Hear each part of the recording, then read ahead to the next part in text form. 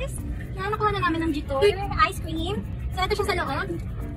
Happy for today's video. Yung ice cream na Jitor, nakakuha lang namin. Ice cream. Ice cream blueberry yung na, ano na. Ang cute niya. Wala, grabe naman to. Ang bilis niya. Gusto niya yung sa windshield. Side mirror niya. Laki na. Hindi ka nangangalit. Baka pwede na rin ako. Likod lang, tinan mo yung likod. Hindi, ibig sabihin, kaya malaki dito, pwede mo i-open ito. For them. So yun guys, naka 96% na kami.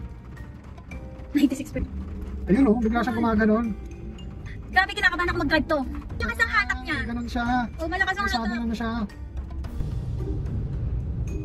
So yun, naka-charge din pala. Ito yung charger niya.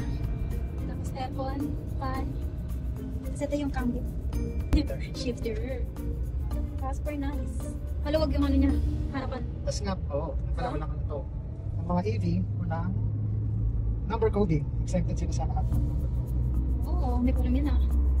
Ang cute ng sasakyan, sobrang ang liit namin sa kalsada. Kaya pwede ka sumingit-singit. Sa side mirror, wala siyang control. Wala siyang control ng... Hindi siya na-adjust. Oo, di na-adjust ng control sa loob. Wala siyang adjust ng... Ititilt mo, hindi. Wala siyang adjust na gano'n. Pag naka-ice cream pala, lahat din, tinitingnan talaga siya. Nakikita. Pansinin talaga. Pansinin. Lalo na yung kulay kasi kakaiba. Ang maganda dito, yung lagay namin ng phone. Naka-fix yan. Parang pang vlog. Paano pupunta na sa likod?